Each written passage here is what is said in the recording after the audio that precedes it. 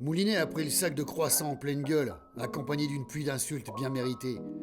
Son explication foireuse et peu convaincante sur la présence d'une femme à poil dans son appartement ne fit qu'amplifier la colère de Suzette. Mais au lieu de repartir en pleurs comme dans tous les films romantiques à la con, elle est entrée dans l'appart comme une tornade pour aller se servir un grand verre de whisky qu'elle a vidé cul sec. Lara ramassait ses fringues pour aller s'habiller en riant dans la salle de bain. Moulinet a proposé du café à Suzette en tentant de lui enlever la bouteille des mains, mais la gifle qui lui tomba sur le coin de la gueule n'en dissuada. Du coup, il s'en est servi un pour se remettre les idées en place. Décidément, cette journée commençait très bien. Une fois prête, Lara s'en alla en leur lançant un « Salut les amoureux, à plus Moulinet !» Ce qui ne fit pas du tout rire la petite Suzette. Une fois seule, elle abreuva Moulinet de tout un tas de reproches sur tout un tas de choses qu'il eut beaucoup de mal à comprendre avant de le pousser violemment dans le canapé pour se jeter sur lui comme une tigresse. Elle lui fila encore une branlée avant de l'embrasser fougueusement. Moulinet se laissa faire. Après tout, se dit-il, qu'est-ce que j'ai de mieux à faire ce matin pour en faire pardonner ? Son téléphone sonna. C'était Ravinsky. Trop occupé pour décrocher, Moulinet attendit le message en tentant de faire patienter Suzette. Ravinsky avait dégoté une nouvelle affaire et elle lui disait de le retrouver cet après-midi dans une zone industrielle de Lyon pour rencontrer un type qui avait un problème à régler. Moulinet ricana. Un problème à régler, dit-il tout haut. Mais qui n'a pas de problème à régler aujourd'hui ? C'est vrai quoi ? Des loyers en retard, un découvert à la banque, un grain de beauté à se faire enlever, une bagnole à faire réparer, des ados qui fument de l'herbe, des retards au boulot, des voisins qui te cassent les couilles. Tout le monde a son lot d'emmerde, tous les jours. Lui, son problème du moment, qui n'en était pas un d'ailleurs, était de ne pas décevoir encore une fois la belle Suzette. Tout le reste lui passait au-dessus de la tête. La planète pouvait bien exploser ou être envahie par des putains d'aliens. Il n'avait pas envie d'être ailleurs qu'ici et dans ses bras. Suzette rapporta 2 cafés et alluma une clope qu'elle tendit à Moulinet avant de se lever contre lui. La chaleur de la jeune femme lui fit un bien fou. Elle le traita encore une fois de salopard en tirant une longue bouffée sur sa cigarette, puis recracha la fumée vers le plafond. Quand Moulinet lui demanda comment elle voyait la suite de leur relation, Suzette répondit sérieusement qu'elle s'arrêterait dès qu'elle aurait passé le pas de la porte.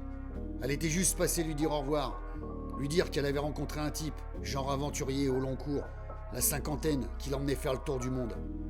Moulinet encaissa la nouvelle sans broncher, en imaginant très bien que cet Indiana Jones du dimanche portait une putain d'écharpe blanche autour du cou pour faire plus style. Quelle connerie. Il ne s'était pas vu pendant 3 jours, et mademoiselle avait trouvé le grand amour. Moulinet était vexé comme un pou, et visiblement ça faisait très plaisir à la belle, qui l'embrassa goulûment. Ils refirent l'amour, mais le cœur n'y était plus. Ensuite, elle enfila ses vêtements et disparut à tout jamais de la vie de Moulinet. La dernière chose que Suzette lui dit en passant la porte fut « Trouve-toi une gentille femme, Moulinet, et merci de m'avoir ouvert les yeux et d'avoir pété la gueule de ce trou du cul. Une dernière chose, va te raser, tu piques et ta barbe pue la cave. Adieu, Moulinet, je t'aimerai toujours. » Adieu, Suzette, lui lança Moulinet sans conviction. Sois heureuse, ma belle, et te fais plus avoir. La gamine venait de lui asséner un sérieux coup de bélier au moral. Il s'est levé pour aller chercher sa copine à moitié vide, avant de se vautrer à poil dans le canapé pour noyer son putain de blouse qui lui prenait la tête. Tout ça en une matinée, se dit Moulinet en s'envoyant une grande rasade de whisky. C'est ce que je disais, la journée commence bien. En début d'après-midi, Moulinet a rejoint Ravinsky en taxi dans cette foutue zone industrielle pour rencontrer leurs clients qui avaient des problèmes à régler. Le chauffeur n'a pas arrêté de lui prendre la tête avec ses théories fumeuses sur la Covid et sur comment il aurait fallu s'y prendre. À l'écouter, c'était un putain de spécialiste des virus. Il aurait dû diriger l'Institut Pasteur plutôt que de trimballer des alcoolos comme Moulinet. Encore un blaireau qui savait mieux que tout le monde ce qu'il fallait faire, mais qui a mis 2 plombes à changer un rouleau de papier de son terminal de CB.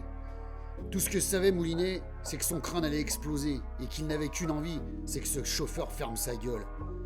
Il a claqué la portière sans écouter ce qu'il lui racontait encore. Ravinsky était là, appuyé contre sa bagnole, elle fumait une clope. Elle attendait le client qui n'était pas encore arrivé. Moulinet s'est mis à côté d'elle, a pris sa clope et a tiré une taffe. Quand elle a vu sa tronche, elle a compris tout de suite qu'il était encore bourré. Elle lui passa un savon et lui ordonna de monter dans la caisse avant que le client se pointe. Elle lui demanda en secouant la tête pourquoi il était dans cet état à 2h de l'après-midi. Il lui expliqua que Suzette l'avait planté en beauté pour se tirer avec un aventurier en bois et que sa cinquantaine commençait à lui peser sérieusement, sans lui avouer qu'en vérité il trimballait une putain de tristesse.